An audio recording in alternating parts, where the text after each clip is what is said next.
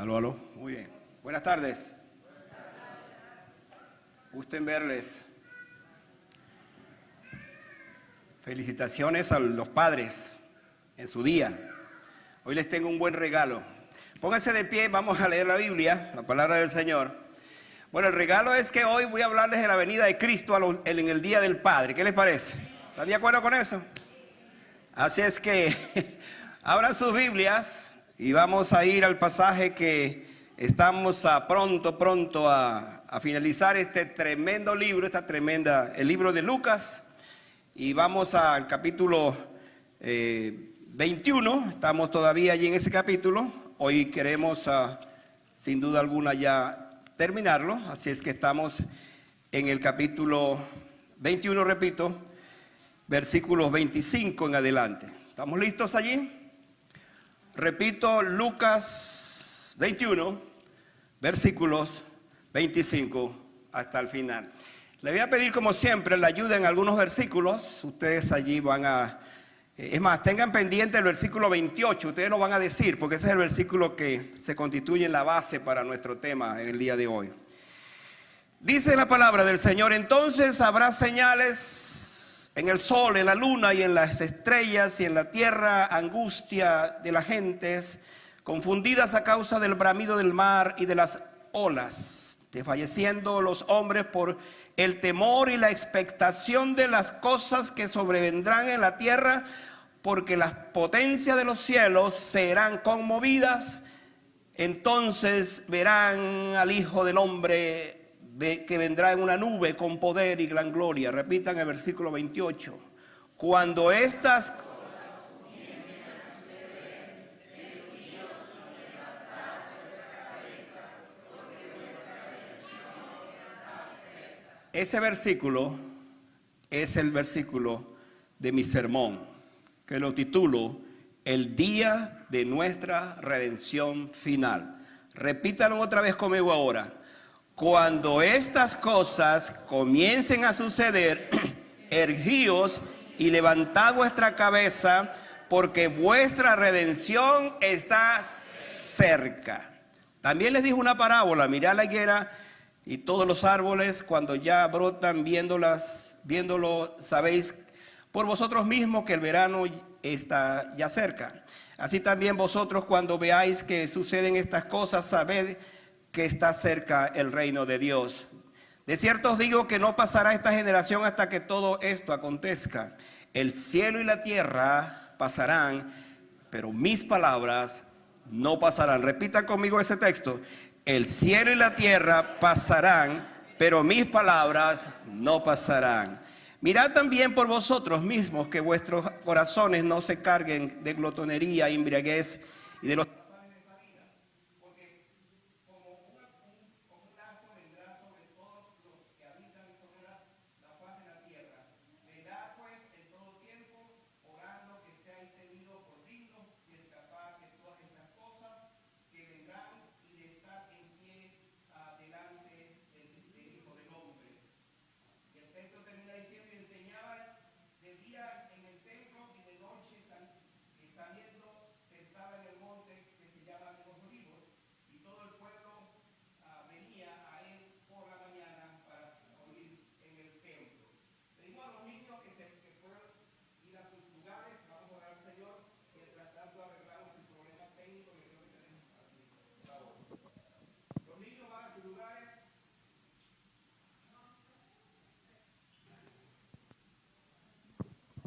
Aló.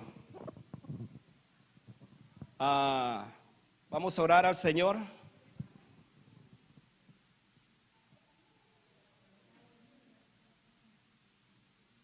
A veces pasa esto en vivo, así es que vamos a ver qué sucedió aquí. Vamos a poner las pilas para tener mejor movimiento.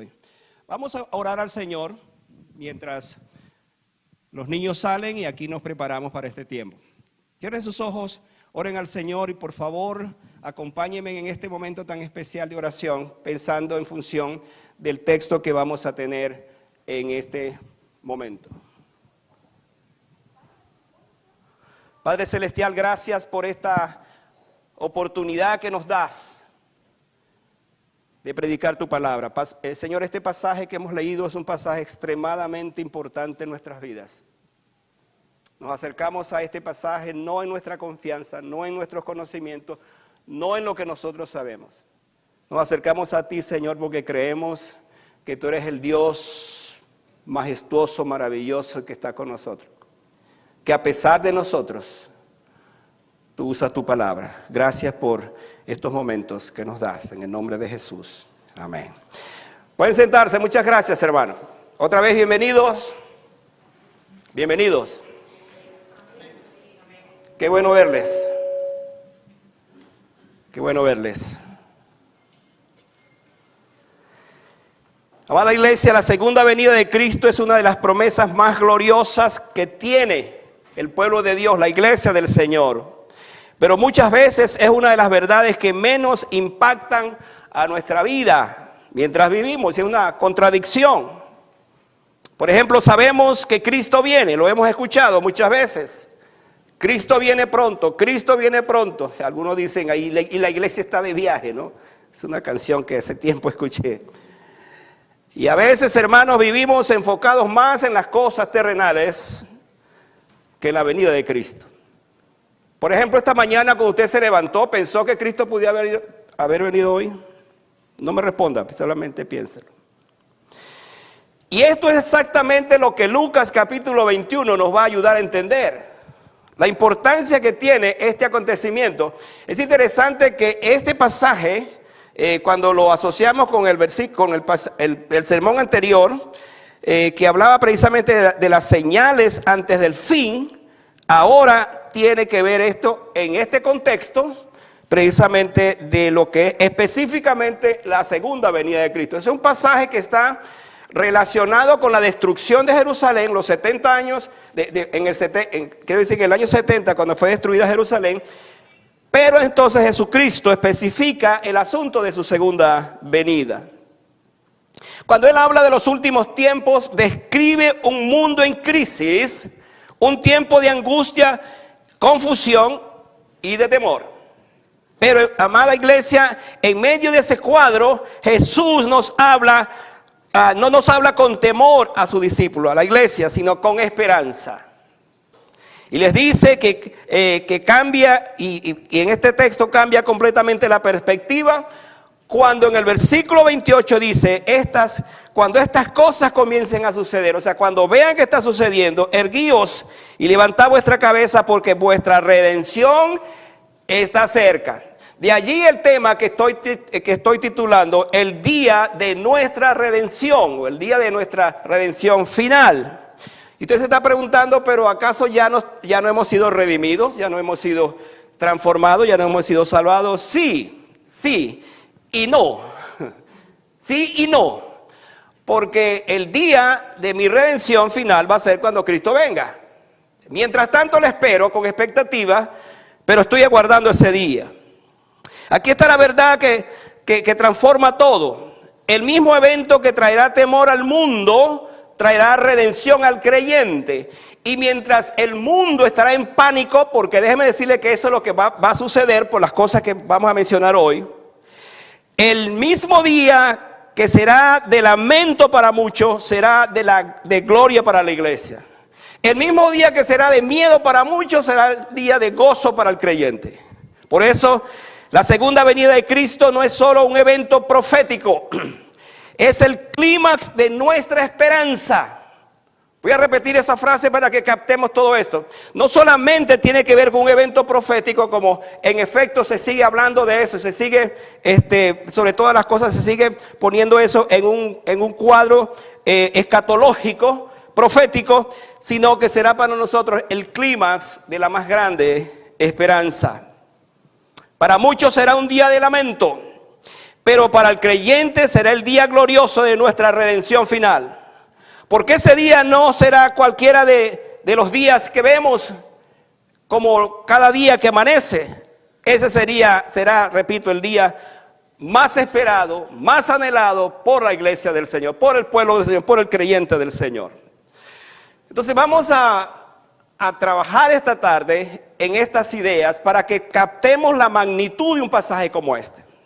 Espero que usted esté bien sentado, tranquilo, esté escuchando lo que el Señor le va a decir esta tarde.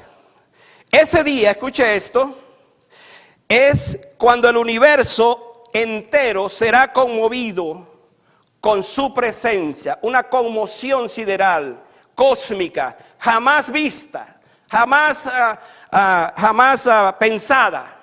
Ese será el día cuando Cristo venga.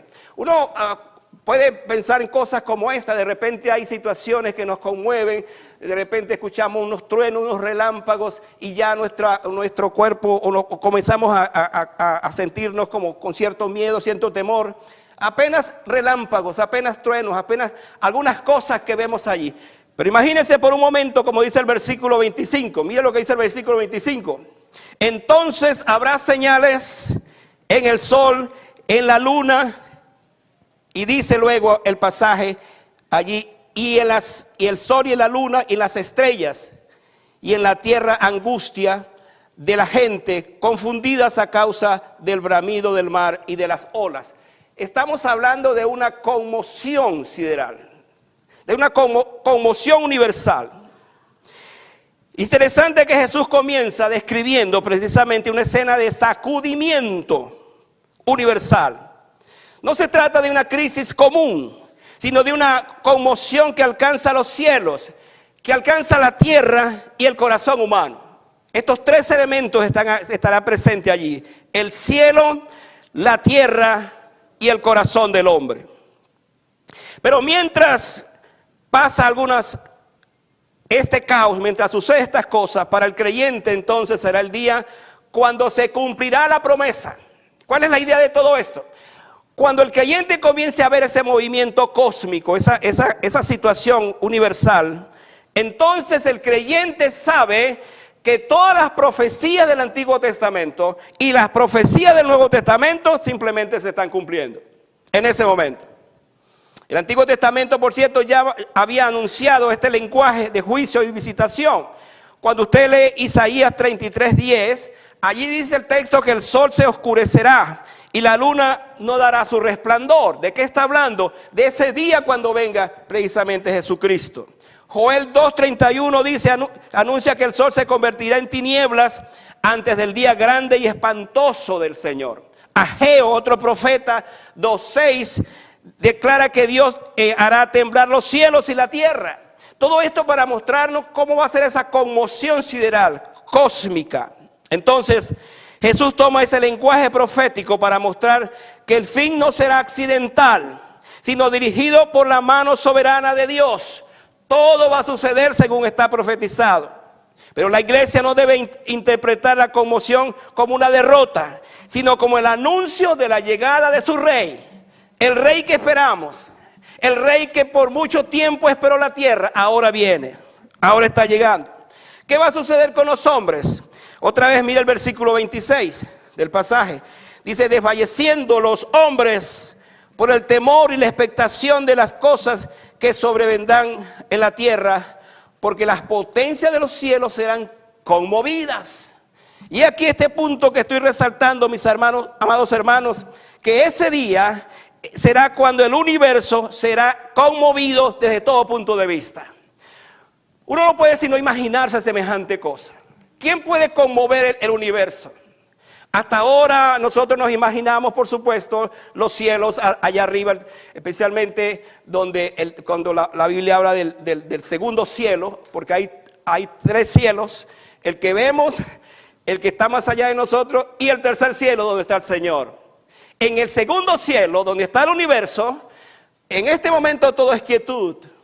Interesante que la Biblia dice, los cielos cuentan la gloria de Dios y el firmamento anuncia la obra de sus manos. Un día emite palabra, otro día, y así se va moviendo los astros. Y uno tiene en su imaginación la quietud que hay allí, aunque hay un movimiento constante. Pero un momento, cuando venga Jesucristo, eso que está tan tranquilo, en silencio, se va a conmover. Imagínense entonces por un momento cuando esto suceda. La Biblia dice que entonces habrá señales, pero luego habla de los hombres. Dice, desfalleciendo los hombres por el temor, por supuesto, porque nunca habían visto cosa parecida. El hombre sin temor a Dios vive pensando que nada va a suceder, que todo esto es un cuento, que todo lo que decimos no es verdad. El mundo ha construido seguridades sin Dios, pero aquel día revelará que todo fundamento humano es insuficiente. Cuando vean la conmoción sideral, cuando vean este movimiento astral, cuando el cielo se ha sacudido, la tierra no podrá ofrecer refugio. ¿Dónde se va a poner el hombre? ¿Dónde va a vivir el hombre? ¿Cómo va a estar el hombre? Así ocurrió muchas veces con los profetas.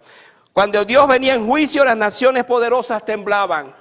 Y así se va a manifestar el Señor. Por ejemplo, Isaías 24 presenta la tierra quebrantada por causa del pecado. Sofonías 1, 14 al 18 describe el día de Jehová como un día de angustia, de alboroto y de desolación. Otra vez, ¿qué va a pasar con el creyente frente a todo esto? ¿Qué va a suceder con nosotros? Bueno, el creyente no debe mirar esas señales como la misma desesperación, como la vería el mundo. El creyente que esté en ese tiempo, o que estemos en ese tiempo, y nos conmovamos de temor, pues simplemente nos preguntamos, ¿dónde está nuestra seguridad? ¿En quién hemos creído? Para el mundo la creación sacudida será amenazada. Para la iglesia eso será un toque de trompeta. Porque de hecho la Biblia dice que se tocará la trompeta ante la venida de Cristo. Será la creación anunciando que el Creador viene. Escuche esto. Viene a juzgar, viene a restaurar y viene a redimir a los suyos. Porque esa es la esperanza que tenemos. Y es lo que nos dice este pasaje acerca de la segunda venida de Cristo. Otra vez, pensando en ese día. Hermanos, dice el versículo 27, esta es mi segunda verdad, que veremos al Hijo del Hombre en su excelsa gloria. ¿Qué va a pasar ese día? Es el día cuando veremos oficialmente a Jesucristo. ¿Cuántos de nosotros anhelamos ese día? ¿Cuántos de nosotros esperamos ver el rostro del Señor? ¿Cuántos de nosotros anhelamos ver lo que la Biblia dice acerca de ese Jesús? ¿Cómo se describe? Tenemos ideas, pero hermanos, será entonces cuando Él venga que le veremos. Y dice la Biblia que le veremos tal como Él es. Dice el versículo 27, mire allí la Biblia. Entonces verán al Hijo del Hombre que vendrá en una nube con poder y gran gloria. Después de hablar de la angustia, de hablar de la confusión, de hablar del temor, Jesús dirige la mirada al centro del pasaje. ¿Cuál es la mirada de este pasaje? La venida visible, poderosa y gloriosa de nuestro Señor Jesucristo. Ahí está la esencia de esto. La esperanza cristiana no descansa simplemente en que los tiempos son difíciles y terminarán, sino que Cristo aparecerá, Cristo volverá, Cristo regresará y todo ojo le verá. Él no vendrá oculto, no vendrá débil, ni humillado como en su primera venida. Vendrá como rey, pero rey exaltado. Así esperamos al Señor. Así lo esperamos. El que fue rechazado por los hombres será visto como el rey soberano. Imagínese esto por un momento. El hombre que anduvo en Galilea, en las calles polvorientas de Jerusalén. El hombre que entró a Jerusalén montado en un asno, un pollino, con toda su humildad. El hombre que fue a la cruz, el hombre que lo mataron. Ahora Él vendrá como el Rey Todopoderoso. Aquel cuya creación misma le dará la bienvenida. Porque esa conmoción sideral significa, le estamos dando la bienvenida al Rey Todopoderoso. Será el día de nuestra redención final. No será definido por el caos de la tierra, sino por la gloria del cielo. Amada iglesia, nosotros esperamos a un Cristo que lo veremos tal y cual como es. Y una de las cosas que usted y yo veremos en ese Cristo resucitado serán sus manos con sus cicatrices y en sus costados. ¿Sabe por qué? Porque ese será el recuerdo eterno de lo que significó su muerte y por supuesto para nosotros la salvación. Pero le veremos en un estado glorioso. No será una venida secreta o meramente simbólica como algunos piensan. La manifestación de Cristo será pública, evidente e imposible de ignorar. Estamos en el mundial del soccer, estamos viendo cómo la gente de otro país que no puede estar aquí, puede ver a su selección, pueden seguirla paso a paso. Simultáneamente podemos ver juegos. Y uno se llena de esto le impresiona porque estamos en un mundo que se ha comunicado, un mundo que se hizo pequeño. Pero definitivamente no todo el mundo puede ver el mundial, por ejemplo, porque hay limitaciones. Hay lugares donde no llega, por ejemplo, estas señales. En fin, la buena noticia, hermano, es que la segunda venida de Cristo, todo ojo le verá. No importa dónde esté, no importa qué día sea, no importa si es de noche, no importa lo que sea, todo ojo le verá. La tribu más lejana, el pueblo más remoto, más escondido del mundo, verá la venida de Cristo. ¿Cómo va a suceder? Dios cambiará sus propias leyes para que precisamente el día del Señor sea esos días, sea un día, no noche, de manera que todo el mundo le verá. Y así sucederá. El mundo que lo rechazó tendrá que verlo, y ahí se cumple la profecía de Zacarías 12:10. Por otra parte, el mismo versículo dice que vendrá en una nube con poder y gran gloria. Cuando Jesucristo ascendió a los cielos, ¿qué dijeron los ángeles? Este mismo Cristo que ascendió al cielo, así vendrá. Pero previamente dice que una nube le tomó y le llevó hacia el cielo. Pues ahora, la segunda venida, se habla de este acontecimiento. Así que mientras la primera venida de Cristo estuvo marcada por la humildad, nació en un pesebre, vivió como un siervo, murió en una cruz, la segunda venida estará marcada por el poder y la gloria. No vendrá para ser juzgado, sino para juzgar.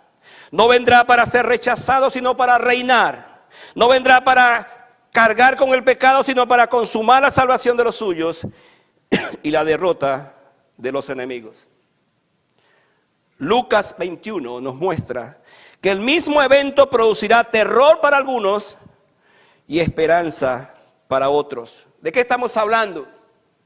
Estamos diciendo que la gloria de Cristo será terrible para el incrédulo, pero preciosa para el redimido. Hermanos, esto tiene que llenarnos de esperanza. Esto tiene que llenarnos de gozo. La gloria de Cristo será terrible para algunos, pero preciosa para muchos. Será el día cuando se cumplirá aquella profecía, la de Zacarías, que dice: mirarán al que traspasaron. Ese texto es precioso, hermano. ¿Sabes por qué? Porque el pueblo o la gente, quiero decir, que crucificó al Señor y que se burlaron, lo menospreciaron. Zacarías dice que ellos mirarán a ese que traspasaron. De ese que se burlaron, a ese mirarán. De esta manera entonces la gloria de Cristo no quedará reservada al ámbito privado de la fe, sino que será revelada ante toda la creación. Todo ojo, como he dicho, le verá. Es interesante que Daniel capítulo 7 representa a esa llegada de ese Mesías como el Hijo del Hombre. Y el texto que estamos leyendo nos habla precisamente que así será la venida del hombre. Hablando en esos términos para referirse de quién es ese que viene. ¿Por qué se llama Hijo del Hombre? Es la profecía que se tenía acerca de él, la llegada del Mesías, y es representado de esta manera como el Hijo del Hombre. ¿Qué va a pasar ese día? En tercer lugar, dice el texto que levantaremos nuestras cabezas de gozo. Será el día de la redención final. Y es el versículo 28 que nos ayuda a entender eso. Véalo allí. Léalo allí. Dice: cuando estas cosas comiencen a suceder, entonces dice: vuestra redención está cerca. Eso significa, llegó el día. Este es el versículo con un corazón pastoral de este pasaje. Jesús no dice a sus discípulos que se escondan desesperados, como va a ser mucha gente en ese día, ni que vivan paralizados por el temor, sino que se enderecen y levanten su cabeza. ¿Por qué? Porque llegó el día para esto. La postura del creyente ante los últimos tiempos no debe ser la del pánico, sino de la esperanza. La razón es clara: nuestra redención está cerca. Aquí la redención no se refiere entonces, como dije, a lo que ya sabemos nosotros, como ha sido la salvación, al momento cuando conocimos al Señor. Se habla del momento final cuando todos nosotros estaremos ante su presencia y entonces seremos redimidos para siempre. Déjeme darle esta definición de la salvación para que la entendamos bien. La salvación consta de tres cosas importantes. Una es la regeneración en el pasado. Usted tuvo que conocer a Jesucristo en el pasado a través del nuevo nacimiento. Entonces usted es un hijo de Dios, debe ser un hijo de Dios, si sucedió eso. En el presente se conoce como la santificación. Usted está siendo salvo ahora, en este momento está siendo salvo. Pero eso no se ha consumado todavía. ¿Qué falta entonces? Falta la glorificación. ¿Cuándo va a suceder la glorificación? Exactamente cuando usted y yo muramos, o si Cristo viene, entonces seremos transformados, porque es lo que dice Pablo: los que estemos vivos seremos transformados. Eso se llama glorificación, porque será con un cuerpo nuevo, con un cuerpo glorificado que esperaremos entonces al Señor cuando se aparezca, cuando esté en su venida. Entonces, en ese sentido se completa la redención. Otra vez, ¿qué dice el versículo? Cuando estas cosas comiencen a suceder, entonces sepan que vuestra redención está cercana, está allí. Isaías 35:10 anuncia que los redimidos de Jehová volverán con gozo perpetuo. Isaías 51:11 repite que huirán de la tristeza y el gemido de ellos. De esta manera entonces la iglesia puede levantar su cabeza. La enfermedad, escuche, la muerte, la persecución, la injusticia y la corrupción serán vencidas por la venida del Redentor. Lo que hoy poseemos por promesa, aquel día lo disfrutaremos en plenitud. Lo que ahora vemos por espejo oscuramente, veremos claramente ese día, cuando venga el Señor. Y en este pasaje aparece una parábola que no está acuñada por casualidad, tiene sentido con todo el texto. Miren lo que dice la parábola: mirad la higuera y todos los árboles. ¿Por qué dijo Jesús esto? ¿Por qué presentó la higuera? ¿Por qué habló de los árboles? Porque, hermanos, cuando entendemos ese texto de esa forma, Jesús nos está diciendo: esta es una señal de la venida. Por ejemplo, en este país se dan las 4 estaciones, nosotros las vemos perfectamente. Ahora estamos en el verano, pronto llegará el otoño y después viene el invierno. Pero, hermano, cuando termina el invierno, entonces llega el tiempo cuando comenzamos a ver las señales de la primavera. Ahora, esto es lo que Jesús está diciendo, es la señal de la primavera, cuando comienza a retoñar, cuando comienza a florecer los árboles, las plantas. Y habla de la higuera, dice: cuando la higuera comienza a florecer, entonces sepan que el verano está cerca, que lo que viene ahora es el verano. Jesús, al hablar de esto, utiliza esta imagen sencilla de la vida para enseñar una verdad profunda sobre su venida. Así que cuando la higuera brota, sabemos que el verano está cerca. Cuando estas señales comienzan a cumplirse, debemos saber que el reino de Dios está cerca. La gente habla de señales por acá, señales por allá, y a veces hay creyentes que hasta están confundidos porque se habla de una cantidad de señales, pero no son las señales reales. Hermanos, debemos estar preparados porque habrá una señal inequívoca cuando esto ocurra. Cada señal anunciada por Cristo nos recuerda que Dios está guiando todo hacia el cumplimiento de su propósito. ¿Qué habló Jesús en este pasaje para enseñarnos eso? Él dijo: el cielo y la tierra pasarán, pero mis palabras no pasarán. Y esta es la esencia de lo que estamos diciendo. Hermanos, la Biblia, la palabra de Dios nos ha dado suficientes razones, suficientes promesas y suficientes profecías que se están cumpliendo y que se van a cumplir. y todo dice, el cielo y la tierra ciertamente pasarán. Pero eso que dijo Jesús, esa palabra que dijo Jesús, se va a cumplir. Por eso la parábola de la higuera nos llama a levantar la cabeza con confianza. Erguido dice el texto. Si las señales anuncian que el verano está cerca, también anuncia que nuestra redención está cerca también. Si hay algo que está presentándose, que está llegando, que vemos como una señal, pues sepamos que el momento está por llegar. Hace 2000 años, hermanos, Jesús dijo que volvería. Más de 2000 años. ¿Y sabe qué dice la Biblia? Que Él vendrá otra vez. Usted ni yo le vamos a poner fecha a eso, porque los que le han puesto fecha a eso han quedado como falsos profetas, incluyendo hombres muy letrados que le pusieron fecha. Que Jesús iba a venir el 28 de mayo del 2017 por ahí, pero Jesús no vino. Y cada vez que le han puesto una fecha, Jesús no llega. ¿Por qué? Porque el único que sabe el día que va a venir Jesucristo es su Padre. Así dice la Biblia.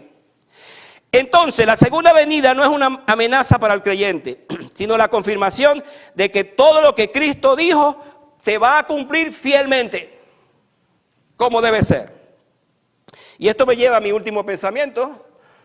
Hoy es el Día del Padre, así que voy a predicar más corto en honor a ese día, pero también a dar este énfasis final de la palabra del Señor. ¿Qué dice la última verdad de este pasaje? Hermanos, ese día glorioso, ese día de su segunda venida, el Señor espera que nosotros seamos tenidos por dignos de estar delante de su presencia. Ese es mi último pensamiento. Tenidos por dignos de estar delante de Él. Esta es la parte que tiene que conmovernos, sacudirnos a lo mejor a todos. Mire lo que dice el versículo 36. Velad pues, dice, velad pues, en todo tiempo, orando. Escuche y agarre ese texto. Que seáis tenidos por dignos de escapar de todas estas cosas. ¿Cuáles cosas? Pues las cosas que van a venir. La conmoción sideral, todo ese acontecimiento donde las potencias serán quebrantadas, serán movidas. Dice que seamos tenidos por dignos de escapar de las cosas que vendrán. Y aquí viene la parte que me encanta. Y de estar en pie delante del Hijo del Hombre. Estar en pie. Jesús concluye su enseñanza no con especulación, sino con exhortación. La doctrina de la segunda venida no fue dada para satisfacer una curiosidad escatológica. Hay gente que se especializa en eso. Unas especulaciones innecesarias, sino para producir ¿qué en nosotros? Santidad, sobriedad y oración. Para que estemos vigilando. Para que estemos conscientes que la vigilancia es el asunto más importante que un creyente debe tener en su vida. Jesús advierte contra corazones cargados de glotonería, embriaguez y afanes de esta vida. Es posible creer doctrinalmente que Cristo viene y sin embargo vivir espiritualmente dormidos. Voy a repetir esto. Creemos que Él viene, decimos que Él viene, pero estamos dormidos. Pensamos que es así, que la Biblia lo dice, pero yo no estoy seguro si me voy con el Señor. ¿Me está oyendo, iglesia? Porque si yo no estoy seguro que me voy con Él, pues debo asegurarme. Porque Él viene otra vez. Él viene otra vez. En el Antiguo Testamento, Amós 14:12 dice, prepárate para venir al encuentro con tu Dios. Lo dice este pasaje. Sofonías 2:3. Llama a buscar a Jehová, a buscar su justicia y buscar mansedumbre antes del día de su ira. Es interesante que los profetas del Antiguo Testamento, cuando hablaban del día del Señor, hablaban del día de la ira del Señor. ¿Por qué hablaban de ese día? Porque, hermanos, será el día cuando precisamente la ira de Dios sobre el pecado que ya reposó sobre Jesucristo vendrá como el juicio. Precisamente, el juicio para los que no creyeron, el juicio para los que rechazaron, pero en este caso, la salvación para quienes les esperamos. La espera cristiana no es pasiva, es vigilante. Esperar a Cristo significa vivir cada día a la luz de su venida, con el corazón libre de la mundanalidad y atento a su presencia. Escuche esto, dignos de estar de pie delante de Él. Dignos de estar de pie delante de Él. Me temo que muchos cristianos están tan apagados y tan apegados al mundo y hasta apartados de Dios que se están enfriando. Y hermanos, no digo esto para meterles miedo, yo no tengo esa característica de ser un pastor que mete miedo con la palabra, porque la palabra de Dios es suficiente. Pero sí es para que nosotros, a la luz de este texto, nos veamos y consideremos la importancia que tiene esta palabra. Porque precisamente el versículo dice, velad, velad, velad, dice, velad. Es la palabra clave, es la palabra más importante de este pasaje, velad. Porque no sabemos, repito, no sabemos cuándo va a suceder, entonces yo tengo que velar. ¿Cuándo va a suceder? No sé, tengo que velar. ¿Se acuerdan cuando los 3 discípulos que escogió Jesús para que estuvieran con él en el Getsemaní, que le dijo, velad y orad para que no entréis en tentación? El espíritu a la verdad está puesto, pero la carne es débil. Y eso es verdad, hermano. La carne es débil, muy débil. Hermanos, muy débil es la carne. Por eso el texto dice, velad y orad.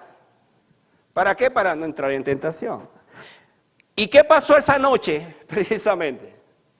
Que porque Pedro no veló, ni oró, entonces cargaba una espada e hizo lo que hizo.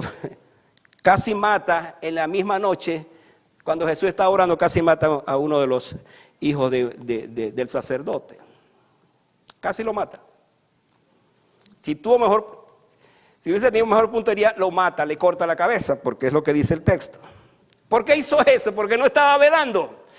Y muchas veces este pasaje nos ilustra que la falta de vigilancia nos lleva a hacer otras cosas. La meta es estar de pie delante del Hijo del Hombre. Esa expresión apunta al día en que compareceremos ante Cristo, no cubiertos por méritos propios, sino sostenidos por la gracia del Señor. Qué lindo entonces es pensar que yo estaré delante del Señor, no por lo que yo hice, no por lo que yo creo, no por la forma como viví, no porque asistí a la iglesia. La única cosa que me sostendrá ese día es saber que la gracia de Dios llegó a mi vida, perdonó mis pecados, me hizo un hijo de Dios y ahora yo puedo estar digno delante de su presencia. No por lo que soy, pero por lo que Cristo es y hace en mi vida. Iglesia, la redención final no debe producir descuido, sino consagración. Si sabemos que veremos al Hijo del Hombre, vivamos hoy de tal manera que podamos recibirlo con gozo, con fe y con conciencia, con una conciencia limpia delante de Él. El corazón se llena de tantas cargas terrenales que deja de esperar al eterno. Vivimos, o pudiéramos vivir tan apegados a la tierra, pero tan apegados a la tierra que nos olvidamos que un día vamos a ir al cielo, que un día va a venir el Señor. ¿Le pasa eso a usted? Está tan envuelto en estas cosas de la vida, las cosas materiales, las cosas del mundo, que de vez en cuando se encuentra, ay, sí es verdad, hoy pudiera venir el Señor. Pero hermano, el texto nos está diciendo que nosotros podamos ser encontrados dignos de pararnos delante de Él. La venida de Cristo debe ordenar nuestra vida presente. Este mundo no es nuestro hogar definitivo. No se acostumbre tanto a este mundo. Vivamos como si Cristo viniera hoy. Como si hoy domingo 21, Día del Padre, Cristo viene hoy. Así tenemos que vivir, bajo esa conciencia. Voy a concluir con estas palabras. Amados, este pasaje nos deja frente a una pregunta. ¿Cuál es la pregunta? ¿Cómo nos encontrará aquel día el Señor? Jesús no habló de su venida para que juguemos con fechas, señales o especulaciones, sino para que despertemos, nos arrepintamos y pongamos nuestra esperanza en Él. Para el mundo aquel día será un tiempo de angustia, confusión y temor. Pero para los que están en Cristo será el día glorioso de la redención final. Ese será el día de tu redención final. Podrás decir, por fin, Señor, por fin ahora soy salvo. En el sentido estricto de la palabra, en el sentido completo de la palabra. Soy salvo, ahora sí soy salvo. ¿Por qué? Porque vino Cristo. La diferencia no estará en cuánta información profética tengamos, sino en si pertenecemos o no al Hijo del Hombre. Por eso, si hoy estás en Cristo, levanta tu cabeza, amada iglesia, amado hermano. Guarda tu corazón, persevera en oración y vive como quien espera al Rey que viene. No esperes al día que todos lo verán como juez para buscarlo. Ven hoy al Salvador. Ahora Él es tu Salvador. Ahora Él puede ser tu Salvador, pero un día será tu juez. Déjeme dar esta palabra que a veces los creyentes no entendemos. Hay 2 tronos de juicio para aquel día. El previo es lo que se conoce como el tribunal de Cristo. Allí todos los cristianos compareceremos para dar razón de nuestras obras, sean buenas o sean malas. Ese no será un juicio de condenación, será un juicio de premiación para el creyente. Pero el otro es el juicio del trono blanco. Y ese día, en ese juicio, no estará sentado Dios, sino el Hijo. Escuche esto, que a lo mejor usted nunca había pensado en eso.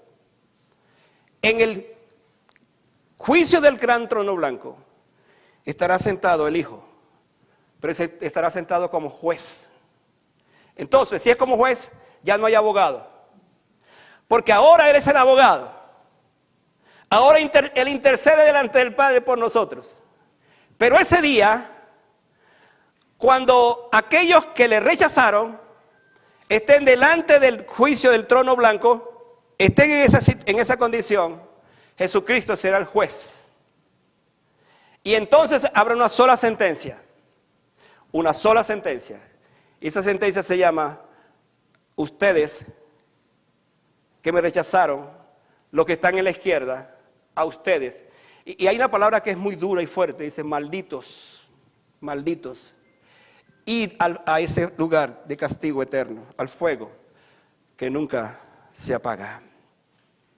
Entonces, iglesia amada, amados hermanos, hoy es el día de gracia, hoy es el día de salvación. Hoy puedes levantar tu mirada no con temor, sino con fe, con seguridad, porque solo los que se refugian en Cristo podrán estar firmes delante del Hijo del Hombre cuando llegue ese día de la redención final. La pregunta para que oremos es: ¿cómo esperas a ese día? No solamente cómo esperas, sino esperas ese día. Porque el cómo es lo que estamos hablando ahora, el otro es tu seguridad. Espero ese día. Estoy consciente de que ese día vendrá. Sé que ese día puede venir en cualquier momento. Estoy listo, estoy preparado. Pues Jesucristo nos ha dejado este pasaje. Quiero enfatizar 2 cosas para que oremos. Una es, para el inconverso, para el incrédulo, para el que rechazó al Señor, aquel será el día de temor. Porque verán cómo la conmoción sideral, cósmica, se moverá por todas partes. Imagínense por un momento ese escenario. Eso que está en silencio arriba de nosotros. Que apenas cuando escuchamos un trueno, todo el mundo comienza a asustarse. Un trueno. Imagínense un choque sideral. Los astros, los cometas, las galaxias. Todo aquello moviéndose en el arriba de esta tierra. Tiene que imaginarse que los hombres que no hayan conocido al Señor sabrán que es el día más lleno de terror para sus vidas. Pero para el creyente, él va a decir: este es el día de mi redención final. Este es el día de mi salvación completa. Este es el día cuando yo miré con el Señor. Porque viene a buscar a su iglesia, a levantar a su pueblo. Y entonces estaré con Él para siempre. ¿Cuál será mi respuesta ante este mensaje, ante este pasaje, ante esta doctrina, ante esta verdad de la venida de Cristo. Que Dios nos bendiga, que Dios nos ayude y que Dios nos dé la gracia, la certeza, la convicción de saber que como soy un hijo de Dios, si mis pecados han sido perdonados, yo le pertenezco. Pero que esté consciente de que para esa venida debo entonces cada vez más prepararme, porque no sé cuándo va a suceder. Y que Dios nos ayude para que cuando Él venga nos encuentre siendo dignos de Él. Vamos a estar de pie para orar al Señor.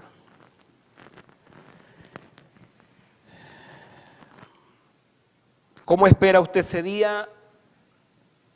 Bueno, que el Señor haya hablado a su corazón. Sabe que Dios habla al corazón porque Él ve tu corazón. Nadie más ve tu corazón. Nadie sabe lo que tú estás pensando ahora. Nadie sabe lo que hay en tu corazón, solamente Dios. Nosotros vemos la apariencia, lo que oímos, pero Dios ve tu corazón. Dios sabe lo que hay en tu corazón ahora. ¿Qué tal si tú, allí donde estás, oras al Señor? Y le dices, Señor, en verdad, tú conoces mi corazón. Tú sabes lo que hay en mi corazón. Quizás en este momento usted puede decir, Señor, he entendido algo de este mensaje. Y es que en verdad tú vienes, tú lo anunciaste, tú fuiste el que lo anunciaste. Y has dicho que esto va a suceder. Hermano, cuando Cristo nació, disculpen que diga esto ya en esta parte final, pero escuchen esto, que es lo que quiero decir. Cuando Cristo nació, hubo un acontecimiento sideral. ¿Sabes qué? O dos. Una estrella apareció en el oriente. Pero hermano, esa estrella guiaba a los magos. Bueno, no sabemos cuántos eran, dicen que son 3, pero no dice la Biblia que eran 3. Guiaba a los magos y duraron 2 años. No sé si sabía esa edad. 1 año, pero desde que salió la estrella hasta que llegó el momento de ver a Cristo. Una estrella. Pero una estrella que guiaba a ellos hasta que encontraron al bebé o al niño ya crecido, Jesús. Pero déjeme decirle esto.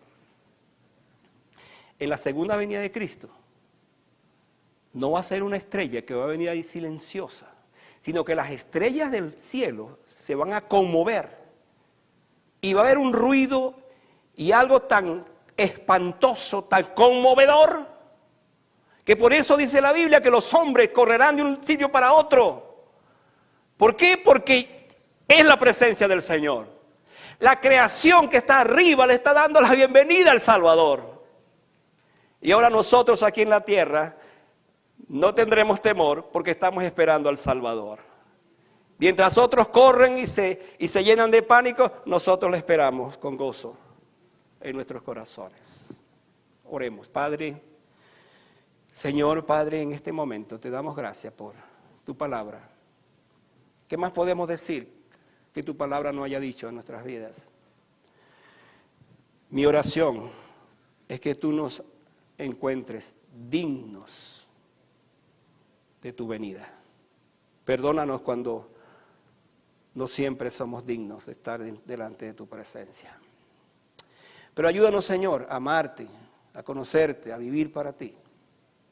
Señor, en este momento pudieran haber aquí personas que no te han conocido, que han escuchado pero no te han conocido y que están pensando que si tú vienes hoy se van a quedar.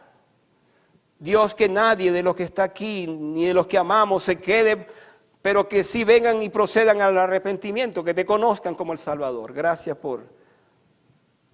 porque tu palabra nos invita a vivir una vida para ti, entregada a ti, arrepentida para ti. Ayúdame, Señor, esta tarde a conocerte y a tener la seguridad que si tú vinieras hoy, me voy contigo. Me voy contigo. Gracias, Señor, una vez más en el nombre de Jesús. Amén. Quédense de pie por un momento, hermanos.